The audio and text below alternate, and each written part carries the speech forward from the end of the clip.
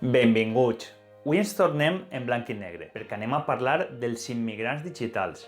Avui continuem amb el segon vídeo de la secció que iniciarem fa 2 setmanes de la tecnologia i jo, on mostrem com és, en base a la relació que tenim amb la tecnologia, com afecta a la nostra psicologia, a la nostra forma de ser, d'actuar, de relacionar-nos. Els immigrants digitals serien els que nasqueren abans del 1977. Per què el 1977 i un altre any? Ara veurem quins són els factors que influeixen per haver marcat aquesta data com a la que va definir el límit entre els immigrants i els natius. Anem a explicar-ho tot. Comencem.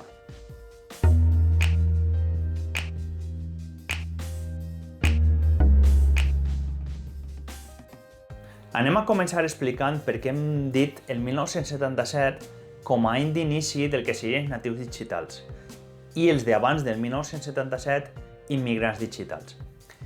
Si anem veient diferents articles, diferents vídeos, diferents webs, veurem que no hi ha un consens en l'any. I això es deu a que en cada zona la tecnologia va arribar en un moment concret. Quan marquem l'any és quan la tecnologia s'ha estès. Així a la nostra zona es podria dir que es va estendre aquests primers ordinadors, aquests primers videojocs, s'estengueren entre la població al voltant dels anys 1985-1986. Tots aquells que en aquest any eren xiquets encara, estaven en la seva infantesa, serien considerats natius digitals.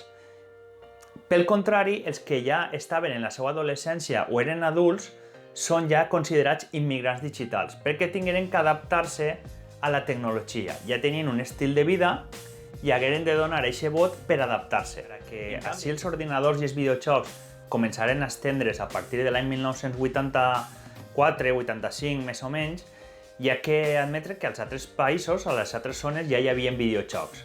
De fet, els primers ordinadors que nasqueren als anys 1940 ocupaven habitacions senceres, inclús sales molt més grans, com ficaré així alguna imatge, i ja hi havia també videojocs. I el primer joc així d'antic es podria dir que és el 3 en ratlla, el tic-tac-toe, o OXO, no? Perquè a l'hora de jugar al 3 en ratlla es marcava o un cercle o una X. De fet, fins i tot hi havia pel·lis que enfocaven aquest tema amb aquest joc, que ara després vos fico una seqüència. Però ara primer vull que anem a jugar a aquest joc. Anem a veure com era este joc del 3 en ratlla. Bé, ja estem així a l'ordinador transformats en gamers per a jugar a un joc molt antic, el 3 en ratlla. Tic-tac-toe en anglès o el OXO. És un joc, com he dit, dels més antics i que és molt difícil guanyar i també és molt difícil, a no ser que feu alguna errada, que vos guanyi.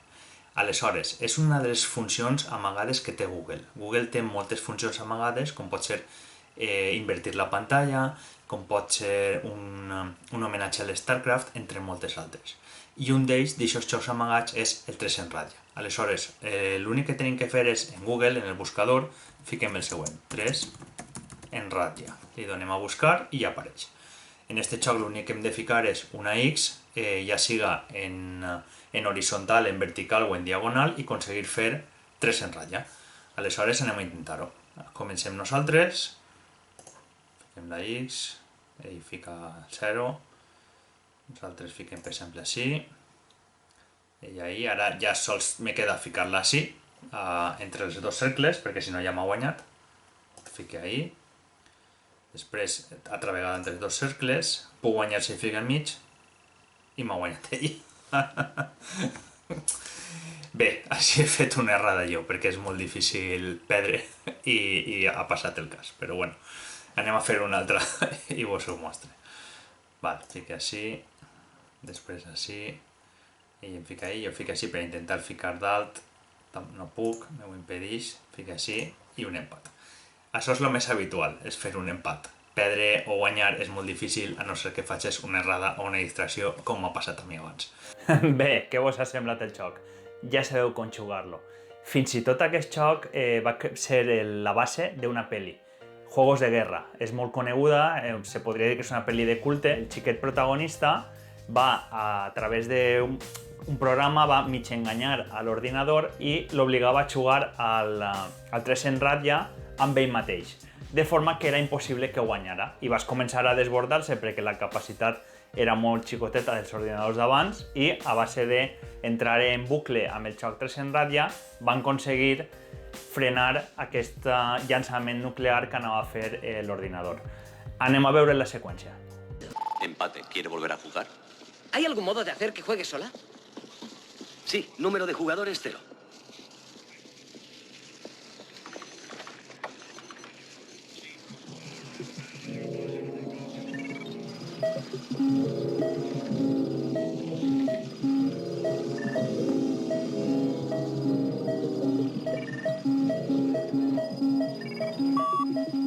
Siete.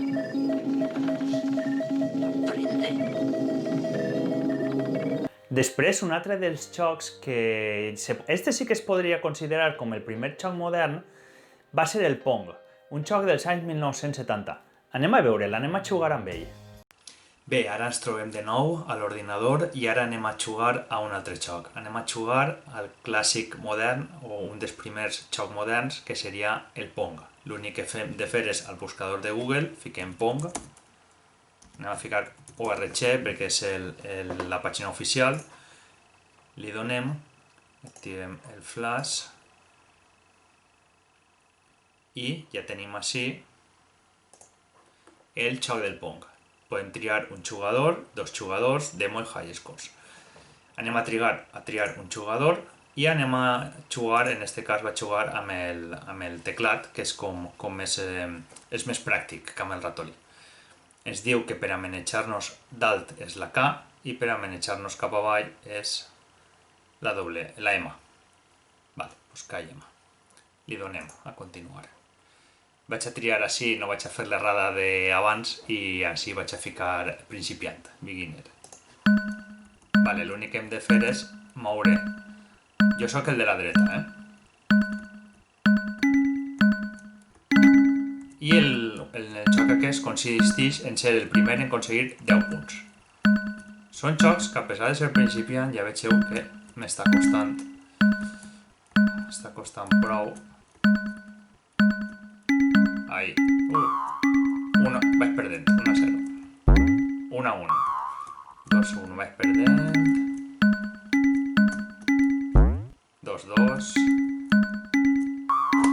3-2, encapedré, a pesar de ser a nivell principiant. Ja us dic, us convido a jugar a aquest joc per tal de conèixer un poc de la història de la tecnologia dels videojocs i per veure com al principi eren jocs senzills que poguera executar un ordinador, que tenien capacitat molt escassa, com pot ser per fer operacions simples, i este joc que simplement és anar incrementant el valor numèric i manejar, ja vegeu, un rectangle de dalt cap a baix. 4-3, perdent, 4-4, 5-4. Estic concentrat, disculpeu-me que no parle, però estic així concentrat perquè m'ho està ficant difícil. I ja m'han guanyat a un xoc a l'ordinador i està a punt de guanyar-me al segon. Val, ja he empatat. 7, molt bé, 6-7. Ja vaig guanyant, me queden 3 puntets.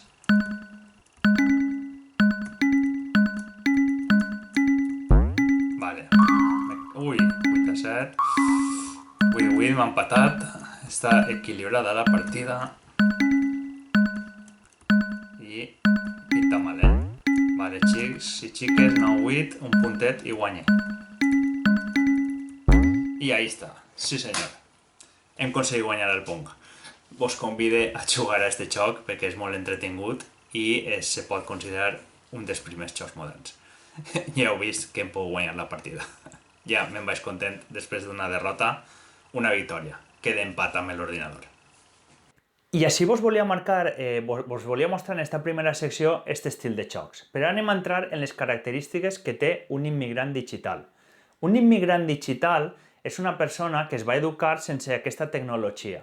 Aleshores, ja en l'educació que tenia a l'escola, era una educació on el mestre es ficava davant, els explicava, per dir així, la lliçó, no tenien ni llibres amb molt d'estímul visual, perquè no hi havia quasi fotografies, i no hi havia ni taules ni ordinadors. Aleshores, té un enfoque més lineal i està més acostumat a la monotasca, si ens referim en termes informàtics. De forma que ell plantejaria primer un problema, després un altre, i estaria acostumat a anar pas a pas. Això té uns beneficis i unes contres. El benefici que té és que estaria acostumat a poder realitzar unes tasques sense tenir una estimulació constant que li facilitaria el poder arribar al final de la tasca. Un natiu digital, per exemple, sí que requereix més estimulació constant, és més multitasca, però en una tasca senzilla o una tasca que requereix una concentració màxima, sí que requeriria més esforç. Una altra diferència que tindríem amb els immigrants digitals seria que ells no estan tan acostumats a aquesta immediatesa. Ells potser podien voler algun producte i podien esperar, perquè potser si havien de fer la comanda a través de correu i que els arribara, podia tardar setmanes o inclús un mes o 2 mesos, i quan tenien que comprar un producte, tal vegada el demanaven a la tenda que podien tindre més a prop i es tardava en arribar. Ara estem acostumats a que quan volem alguna cosa anem i ho comprem o directament ho demanem per internet i a l'endemà o als 2 o 3 dies ja ho tenim a casa. Aquesta immediatesa no la tenien. Aleshores també estan acostumats a poder esperar per tindre això que volen. En canvi, el natiu digital sí que necessita aquesta immediatesa. Demana alguna cosa i ho vol immediatament. I això també crea una condició psicològica que podem ser més vulnerables a la frustració. Tal vegada un immigrant digital podria tolerar més la frustració de no tindre les coses immediatament o que algo li siga desfavorable. En canvi, el natiu digital sí que seria molt més vulnerable a aquesta frustració. Arribats així també hem de parlar d'un altre tema, que seria el vot generacional. Sempre ha hagut un vot generacional entre diferents generacions. Entre pares i fills sempre ha hagut discrepàncies, ha hagut tensions, i el fet de que pensem que el pare pensa que els fills no l'entenen i a la inversa, els fills pensen que el pare no els entén. Abans ja hi havia aquest vot generacional, però la tecnologia ha fet que aquest vot generacional estiga molt més marcat, perquè els immigrants, com hem dit abans, s'han tingut que adaptar a la tecnologia i els natius digitals ja han crescut i nascut amb ella. Espero que vos hagi agradat el vídeo, que vos hagi sigut pràctic i d'utilitat. Si vos ha agradat aquest vídeo, doneu-li m'agrada. Si vos agrada el contingut que vaig fent en els diferents vídeos, podeu subscriure's al canal i ens veiem en el següent episodi. Salutacions!